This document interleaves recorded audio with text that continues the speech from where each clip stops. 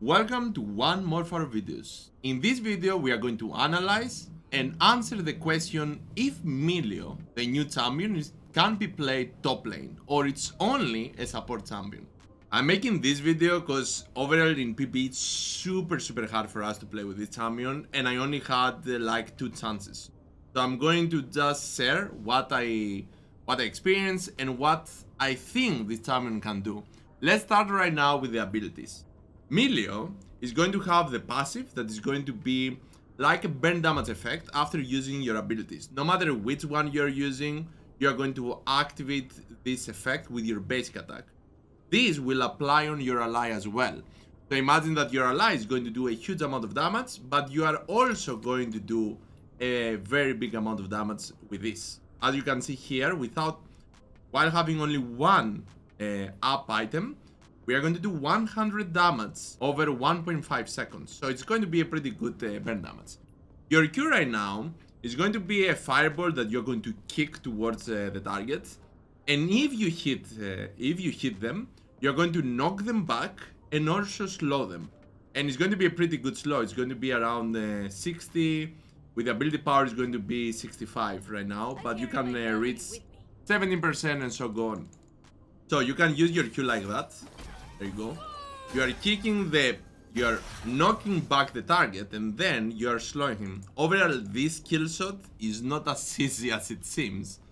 Because when you're playing here, you need to actually aim for this. So you need to aim, you need to hit. And then if you hit something, you're going to do an AoE damage effect. And of course the slow effect.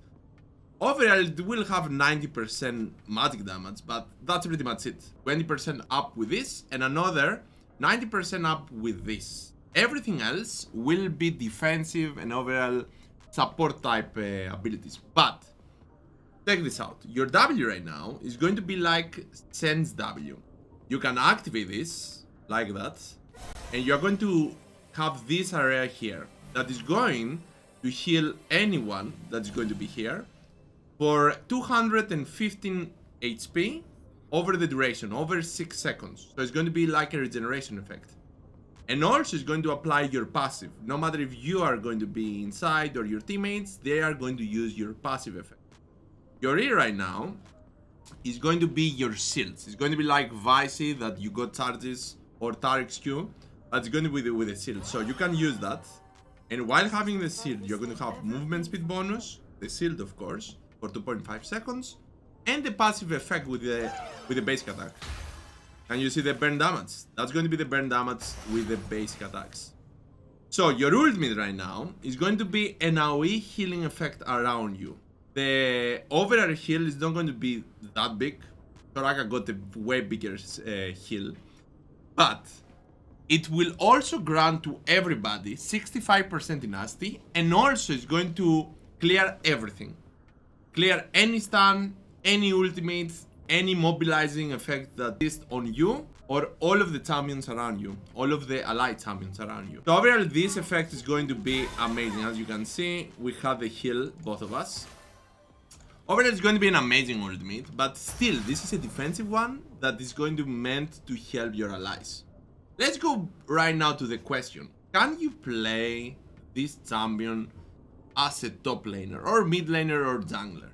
So you got 2 offensive abilities. That means that you got 2 ways to damage stuff. Your Q is not going to be that easy to activate, but you can activate the passive effect quite easily because of your passive. So you can definitely just hit the target, activate the shield, then keep hitting and activate and do damage. Definitely it's not going to be bad, but to play this with a max burn build, max heal or overall max burn is not going to be easy because after the test that I made, you can activate with the passive effect the burn damage with Leandris or Demonic. So it's going to be a waste to go for Demonic and it's going to be a waste overall to go for any other up item instead of Riftmaker. And why I think Riftmaker is going to be great. By going for the Immortal build, the classic Immortal build that we go with Sunfire, we are going for Abyssal Mask, we need the mana, we need the magic resist, overall we need to have balance between armor and magic resist as you can see. And by having the Riftmaker, you're going to have a huge amount of healing, but also through damage and ability power. This summon needs ability power because you're going to have your heals, your shields, and the AoE heal with your R. That's going to be a must.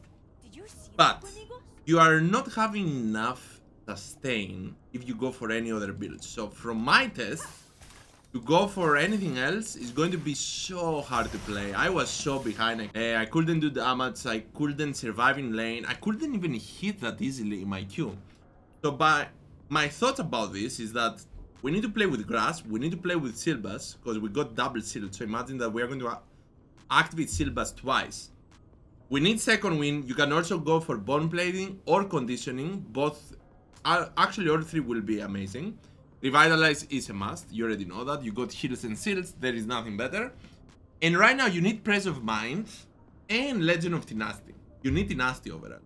Another option is to go for Sorcery rune page and go for Mana Flow together with Transcendence in order for you to have mana regeneration, max mana overall, and cooldown reduction for your skills. But I feel like Legend of Tenacity or Alacrity might be way better. Because we are going to play this champion as an immortal. That means that we are going to engage. So your W right now is not only going to heal, it's also going to increase your range. As you can see, our range, our basic attack is going to be here. By using the W like this, we are going to increase our range to here. Take the difference. Like after the W is going to disappear, you see.